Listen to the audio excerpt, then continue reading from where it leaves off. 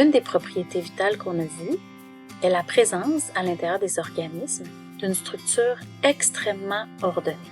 En effet, on a différents niveaux d'organisation structurale allant de l'atome à l'organisme qui sont organisés un peu comme des poupées russes. Ces différents niveaux d'organisation vont aussi être retrouvés dans la biosphère. En effet, lorsqu'on a plusieurs individus, c'est-à-dire plusieurs organismes qui appartiennent à la même espèce, on peut appeler ce groupe d'individus une population. Le niveau supérieur à la population est la communauté. Une communauté biologique rassemble différentes populations. Le niveau qui y suit est l'écosystème. Un écosystème correspond à un environnement caractérisé par des facteurs abiotiques. A pour pas ou sans, biotique pour ce qui est vivant. Et toutes les caractéristiques non vivantes d'un milieu, comme la topographie du sol, la luminosité, le type de sol, l'humidité, etc., va définir ce qu'est l'écosystème. Dans un écosystème, on n'a pas seulement des paramètres abiotiques, on a aussi des caractéristiques biologiques, on a aussi des organismes vivants qui vont vivre. Donc, les communautés biologiques vivent à l'intérieur des écosystèmes. Et finalement, tous les écosystèmes à l'échelle planétaire forment la biosphère. Et si on revient à vos notes de cours, une population correspond à un ensemble d'individus qui appartiennent à la même espèce. Par exemple, je pourrais parler d'une population de cerfs de Virginie qui habitent en arrière de chez moi. Une communauté est un ensemble de plusieurs populations d'espèces différentes. Dans mon exemple, je pourrais avoir la population de cerfs de Virginie qui habite en arrière de chez moi, la population des écureuils et la population des érables à sucre, par exemple. L'écosystème est caractérisé par un ensemble de facteurs chimiques et physiques et comprend tous les êtres vivants qui y vivent. Pour revenir à mon exemple de ce que j'ai dans ma cour, ça pourrait être l'érablière, dans laquelle on retrouve les différentes espèces animales et végétales. Puis finalement, la biosphère, c'est simple, c'est notre belle planète bleue. Si on récapitule, les niveaux d'organisation structurelle s'appliquent non seulement aux organismes vivants, mais aussi à la biosphère elle-même. Le premier niveau d'organisation est le niveau atomique, mais il n'est pas représenté sur la figure que vous avez ici. Plusieurs atomes s'unissent ensemble pour faire des molécules, et les molécules vont former des organites. Encore une fois, le niveau organite n'est pas représenté sur la figure, mais les organites vont être retrouvés à l'intérieur des cellules. Différentes cellules vont s'associer ensemble pour faire un tissu.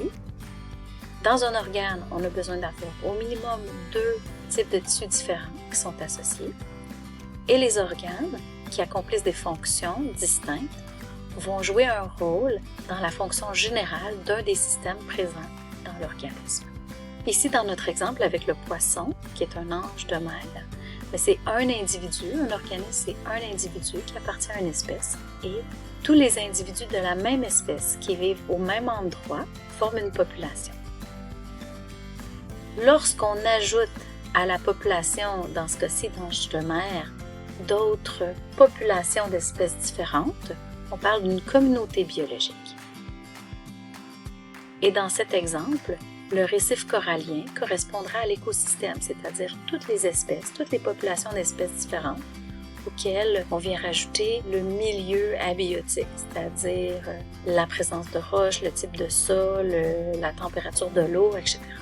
Et finalement, le dernier niveau correspond à la biosphère, qui englobe tous les écosystèmes dans lesquels on retrouve les populations d'espèces différentes. Le dernier élément que je tenais à vous présenter dans notre introduction correspond aux propriétés émergentes. Il s'avère que dans toute cette organisation très ordonnée dans le monde du vivant, à toutes les fois qu'on monte d'un niveau d'organisation à un autre, on s'aperçoit qu'il y a de nouvelles caractéristiques, de nouvelles propriétés qui apparaissent. Et c'est ce qu'on appelle les propriétés émergentes. En fait, ce que je pourrais vous dire, c'est qu'un tout est toujours plus grand que la somme de ses parties. Différents exemples de la vie courante peuvent être utilisés pour illustrer les propriétés émergentes. Mais moi, j'aime bien utiliser l'analogie avec le gâteau. Supposons qu'on a différents ingrédients, comme les œufs, le beurre, la farine, la poudre à pâte, etc. Chacun des ingrédients a ses propres propriétés. Le beurre est relativement solide, très graisseux, les œufs vont être liquides, ils présentent deux phases, la farine va être farineuse justement, va avoir la texture de poudre. Eh bien, le fameux gâteau, une fois qu'il est cuit, présente des propriétés différentes qu'on n'avait pas au niveau de ses ingrédients. Le gâteau va être moelleux, va être aéré, va être tendre. Et ce sont toutes des caractéristiques qu'on n'avait pas chez les différents ingrédients si on les prenait un à un. Un autre exemple que vous avez illustré là, sur la diapositive, c'est Cyrano de Bergerac qui est en train de déclarer son amour à Roxane. Vous connaissez peut-être cette histoire. En tant qu'organisme, Cyrano est capable de chanter la pomme, si on veut, à Roxane. Mais pourtant, aucune des cellules qui composent son organisme peut le faire. Dans la hiérarchie du vivant, on voit donc apparaître des propriétés émergentes au fur et à mesure qu'on monte vers les grands niveaux d'organisation. Et ceci est rendu possible grâce à l'arrangement très spécifique des différents éléments qui composent les structures ou les niveaux. On a des interactions de plus en plus complexes qui permettent l'apparition de nouvelles propriétés.